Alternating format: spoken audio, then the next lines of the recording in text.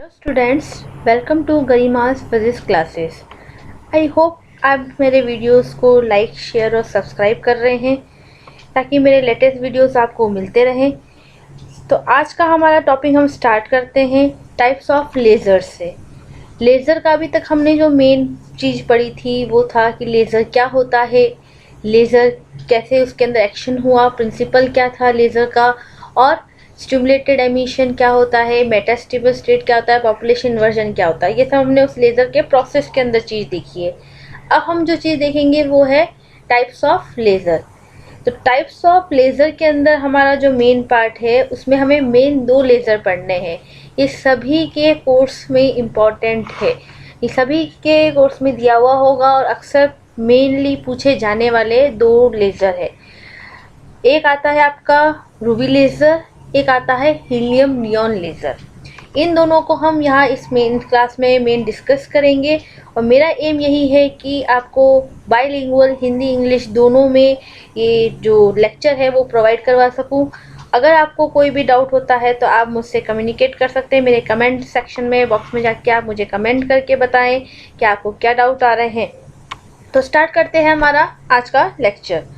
तो आज के लेक्चर में हम जो पढ़ेंगे मेन वो है रूबी लेज़र। रूबी लेज़र एक सॉलिड स्टेट लेज़र है। मेन पॉइंट्स बता रही हूँ मैं यहाँ पे, आप इनको अलग से नोट भी कर सकते हैं, लिख लीजिएगा आप साइड में कि रूबी लेज़र क्या चीज़ है। रूबी लेज़र हमारे पास में एक सॉलिड स्टेट लेज़र है, ठोस पदार्थ का आप कह सकते हैं लेज़र है। और एक और नाम है इसका, वो है 3 लेवल लेज़र। तो 3 नामों से ये जाना जा सकता है, एक तो रूबी लेज़र, एक है 3 लेवल लेज़र और एक होता है हमारे पास solid state laser. Solid state laser का एक तरह से टाइप है, ये आप कह सकते हैं।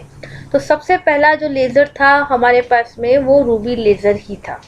तो रूबी लेज़र को सबसे पहले डिज़ाइन किया गया है और इसके बाद ही नेक्स्ट टू नेक्स्ट इसकी जो कमी थी, लिमिटेशंस थी, उसके आगे आगे के नए लेज़र्स बने हैं। तो फर्स्ट हमारा आता है रूबी लेज़र, जिसको आप 3 लेवल लेज़र या त्रिस्तरीय लेज़र भी कह सकते हैं। ये दोनों ही नाम से आपके जाना जाता है। तो सबसे पहला हमें इसका डायग्राम समझना है। अगर आपने डायग्राम समझ लिया है इसका अच्छे से तो आप इसका थ्योरी पार्ट इजीली लिख सकते हैं।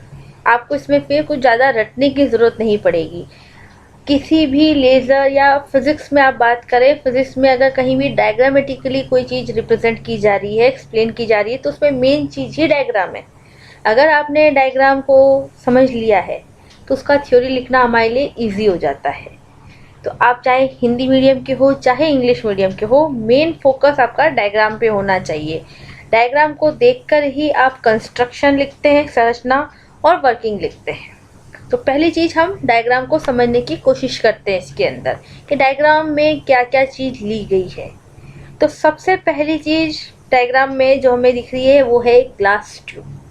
सबसे पहले हमने एक ग्लास ट्यूब ली है, उस ग्लास ट्यूब के अंदर एक हमने रूबी की रोड ली है। रूबी रोड किससे बनी हुई है, ये भी एक इम्पॉर्टेंट चीज़ है। रूबी रोड जो है हमारी बनी हुई होती है एल्यूमिनियम ऑक्साइड से, Al2O3 से बनी हुई है, पर प्योर नहीं है। इसमें आपने कुछ परसेंट 0.05% ध्यान रखिएगा, 0.05% क्रोमियम आयन की इम्प्योरिटी मिलाई है। क्रोमियम आयन की इम्प्योरिटी मिलाने का हमारा मेन मकसद है वो ये कि आपको लेज़र एक्शन चाहिए। तो आप क्रोमियम आयन की इसके अंदर इम्प्योरिटी मिलाते हैं तो रूबी क्रिस्टल जो है आपका वो बना हुआ है Al2O3 plus 0.05% impurity of chromium ion. यहाँ तक चीज़ समझ में आई। अब नेक्स्ट चीज़ आती है हमारे इसके अंदर जो आपको दिख रहा है वो है एक ज़ेनॉन की डिस्चार्ज ट्यूब। ज़ेनॉन की डिस्चार्ज ट्यूब का यहाँ पे मेन एम क्या है, उद्देश्य क्या है, उसका मेन मकसद है यहाँ पे फ्लैश लाइट का डालना। ये ज़ेनॉन की जो ट्यूब है वो आपको फ्लैश लाइट देगी। फ्लैश लाइट देने से क्या होगा, आपका पॉपुलेशन इन्वर्जन होगा अंदर। हमें आपको पहले हमने पढ़ा था कि लेज़र एक्शन हमें चाहिए तो पॉपुलेशन इन्वर्जन हमें करना पड़ता है, जनसंख्या प्रतिलोमन करना पड़ता है। तो इसके अंदर कैसे कर रहे हैं हम? फ्लैश लाइट के थ्रू। फ्लैश लाइट कहाँ से हमें मिली? ज़ेनॉन डिस्चार्ज ट्यूब से हमें इसके थ्रू मिल रही है। तो एक तरह से आप कह सकते हैं पंपिंग हम कर रहे हैं यहाँ पे। रूबी रोड के दोनों साइड्स आप देखिएगा, रूबी रोड की दोनों साइड्स क्या है? एक साइड हमने रखी है पार्शली सिल्वर एंड और एक साइड हमने रखा है fully silver and. Fully silver and है मतलब पूर्ण रूप से वो परावर्तक है, और पार्शली सिल्वर एंड है मतलब वो आंशिक रूप से परावर्तक है। तो इसका मतलब जब हाई कोहेरेंट लाइट आएगी हमारे पास में तो वो पार्शियल सिल्वर एंड जहाँ पर है, आंशिक रूप से जहाँ हमने उसका एंड ले रखा है, सिरा ले रखा है, वहाँ से लाइट पास हो जाएगी। इसलिए हमने उसको एक साइड से पार्शियली सिल्वर रखा है और एक साइड से हमने उसको फुली सिल्वर कर रखा है। फिर नीचे देखिएगा एक हमने कूलिंग सिस्टम लिखा है। कूलिंग सिस्टम क्या चीज़ है हमारे पास में? नॉर्मल आपके ट्यूब्स रखी हुई होती है, उस ट्यूब्स को हमने इस रूबी रोड का जो ये ऑपरेटर से सेटअप है, इससे हमने उसको जोड़ रखा है।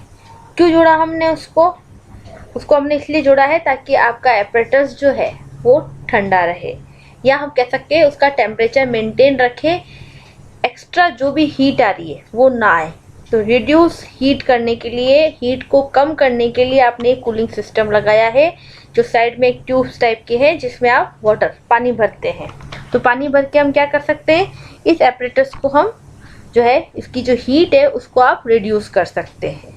तो ये हो गया हमारा कंस्ट्रक्शन। तो कंस्ट्रक्शन में मेन चीज़ें क्या है आपकी? एक तो रूबी रोड है, ज़ेनॉन डिस्चार्ज ट्यूब है, ग्लास ट्यूब है, कूलिंग सिस्टम है। ये जो कुछ पॉइंट्स हैं इन्हीं को आपने एक्सप्लेन किया हुआ होगा। अभी आप नेक्स्ट पेज में आप देखेंगे कि आपको कंस्ट्रक्शन जो है वो इसी पॉइंट्स को एक्सप्लेन करके लिखा हुआ होगा।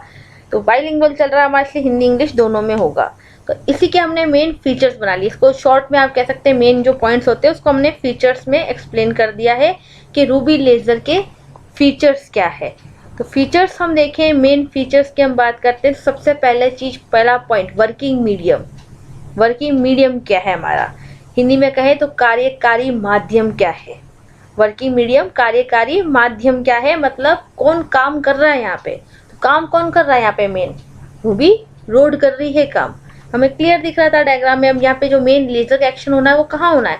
रूबी रोड के अंदर होना है। तो मेन वर्क कौन कर रहा है? रूबी रोड कर रही है। सेकेंड पॉइंट पंपिंग सिस्टम यानी पंपन विधि। पंपिंग सिस्टम का मतलब क्या है? वो सिस्टम जो पॉपुलेशन इन्वर्जन करेगा या जो जनसंख्या प्रतिलोमन करेगा, नंबर ऑफ एटम्स को इंक्रीज करेगा, वो कौन कर रहा है? Pumping system. पंपिंग सिस्टम यहाँ पे कौन है? Optical pumping means light. ठीक है, ऑप्टिकल पंपिंग वर्ड का मतलब है लाइट के थ्रू आपने पॉपुलेशन इन्वर्जन या पंपिंग किया होगा। ठीक है, हिंदी में आप पंपिंग सिस्टम को पंपन तंत्र कह सकते हैं, पंपन निकाय कह सकते हैं। ऑप्टिकल पंपिंग को हम प्रकाशीय पंपन कहते हैं। नेक्स्ट आता है आपका रेजोनेंट कैविटी। रेजोनेंट कैविटी का मतलब क्या होता है यहाँ पे? रेजोनेंट कैविटी का मतलब है कि आपने जो वो रूबी रोड्स के एंड्स लिए थे उनके बीच में मल्टीपल कॉलिजन्स होना है। ठीक है, लाइट आएगी लेकिन लाइट आने के बाद में एक्शन कहाँ होगा? उस रूबी रोड के अंदर होगा। तो रूबी रोड के अंदर वो रेजोनेंट कैविटी का काम हो रहा है, मतलब मल्टीपल रिफ्लेक्शन हो रहा है। तो मल्टीपल रिफ्लेक्शन कहाँ हुआ? उस रूबी रोड के अंदर ही हुआ है। तो कैविटी कौन बना? वो रूबी रोड खुद बनी है इसके अंदर। ठीक है, तो वो दोनों जो हमने सिल्वर एंड लिखे थे उन दोनों सिल्वर एंड के बीच में हुआ। आपने रूबी रोड के एंड्स को ही यानी उनके सिरों को ही आपने परावर्तक बना रखा है, सिल्वर पॉलिश कर रखा है आपने। तो इसका मतलब आपके रूबी रोड इटसेल्फ, वो रोड खुद ही रेजोनेंट कैविटी का काम कर रही है। और नेक्स्ट पॉइंट आता है हमारा, वो है कूलिंग सिस्टम। शीतलन यंत्र हमने यहाँ पे क्या काम लिया है? पानी, वाटर ले रखा है हमने। तो ये 4 पॉइंट्स है वो फीचर, मतलब मेन जो रूबी लेजर के अंदर आपके दिख रहे हैं हमें। अब जो नेक्स्ट आएगा वो आएगा हमारा, तो कंस्ट्रक्शन क्या कहता है हमारे पास? कंस्ट्रक्शन वही चीज़ जो डायग्राम हमने बनाया है उसी डायग्राम को आपको पॉइंट्स में एक्सप्लेन करना है, तो उसी को हमने पॉइंट्स में लिख रखा है। सबसे पहले वो रूबी रोड जो आपने ली थी वो कितने की है? 10 सेंटीमीटर की तो लेंथ है उसकी, और 1 सेंटीमीटर का उसका डायमीटर आपने लिया होगा। ठीक है, रूबी रोड हमने पहले ही बता दिया किसकी बनी हुई है, Al2O3 एल्यूमिनियम ऑक्साइड और 0.05% क्रोमियम की उसमें हमने इम्प्योरिटी मिला रखी है। रूबी रोड के दोनों एंड्स, दोनों सिरे कैसे हैं, एक को हमने फुली सिल्वर्ड करा है, दूसरे को हमने पार्शियली सिल्वर्ड करा है, मतलब एक पूर्ण परावर्तक है, दूसरा आंशिक रूप से परावर्तक है। और इस रोड को हमने कहाँ रखा है, वो ग्लास ट्यूब कांच की नली के अंदर रखा है, जिस कांच की नली के ऊपर क्या है, ज़ेनॉन की नली जो है वो हेलिकन शेप में यानी सर्पिलाकार रूप से लपेटी हुई है। और इसके साथ हमने क्या चीज़ जोड़ी है, कूलिंग सिस्टम जोड़ा है जो वाटर का बना हुआ होगा, ये पानी का है, जिसके कारण हम हीट को, सिस्टम की जो हीट है उसको हम रिड्यूस कर रहे हैं, कम कर रहे हैं। यही पॉइंट्स हमने हिंदी में भी लिख रखे हैं, तो आप हिंदी इंग्लिश जो भी आपका मीडियम है उसके अकॉर्डिंग आप इसको फॉलो कर सकते हैं। तो आपका वही चीज़ लिखी है हमने, रूबी रोड 10 सेंटीमीटर लंबी और 1 सेंटीमीटर व्यास की है, उसका जो रूबी क्रिस्टल है वो एल्यूमिनियम ऑक्साइड और 5% क्रोमियम वाली इम्प्योरिटी से बना हुआ है। फिर उसके जो सिरे हैं वो परावर्तित थे और आंशिक रूप से परावर्तित थे। फिर आपने उसको रखा कहाँ है, एक नली, कांच की नली में रखा है जिसके ऊपर ज़ेनॉन की डिस्चार्ज नली लपेटी हुई है और शीतलन यंत्र आपने साथ में लगा रखा है। तो ये हो गया था हमारा कंस्ट्रक्शन। अब आते हैं हम वर्किंग पे। वर्किंग को समझना मतलब लेज़र एक्शन हुआ कैसे, मतलब रूबी रोड के थ्रू एक्शन कैसे हुआ, वो हमें यहाँ पर देखना है। तो वर्किंग में मेन चीज़ वही फिर से डायग्राम आएगा। डायग्राम किसका आएगा, एनर्जी लेवल्स का आएगा। ठीक है, तो यहाँ पे हमें एनर्जी लेवल्स के डायग्राम को वर्किंग के अंदर एक्सप्लेन करना है। याद रखें, कंस्ट्रक्शन वाली जो चीज़ हम दिखा रहे हैं वो डायग्राम के अकॉर्डिंग आप एक्सप्लेन कर देंगे, वर्किंग वाली जो चीज़ आप दिखा रहे हैं वो इस एनर्जी लेवल के डायग्राम के अकॉर्डिंग आप एक्सप्लेन कर रहे हैं। तो इसके अंदर और कुछ पॉइंट्स आप उसमें से कंस्ट्रक्शन में से भी ले सकते हैं इसके अंदर। अब कैसे इसके अंदर हमने समझाने की कोशिश करी है वो देखिएगा वर्किंग में। फर्स्ट ऑफ ऑल आपके पास में क्या होना चाहिए, अगर लेज़र एक्शन होना है तो एटम को सबसे पहला काम लोअर लेवल से एक्साइटेड स्टेट में जाना है। और क्योंकि हमने स्टार्टिंग में कहा था कि रूबी लेज़र क्या है, 3 लेवल लेज़र है, तो आपको 3 लेवल्स बनाने हैं सबसे पहले। तो 3 एनर्जी लेवल्स यहाँ पे लिए गए हैं। तो हमारा जो बीच वाला लेवल होगा उसको हम मेटास्टेबल स्टेट, मित स्थायी स्तर कहते हैं। ठीक है, वो हमने पहले डिस्कस कर लिया है कि मेटास्टेबल स्टेट, मित स्थायी स्तर होती क्या है, तो वो हम यहाँ पे ले रहे हैं। तो अब हमारे पास में क्या होगा, सबसे पहले एटम जो है वो आपका लोअर एनर्जी स्टेट में है, वो कहाँ चला गया, एनर्जी लेके ऊपर वाली साइड पे चला गया है।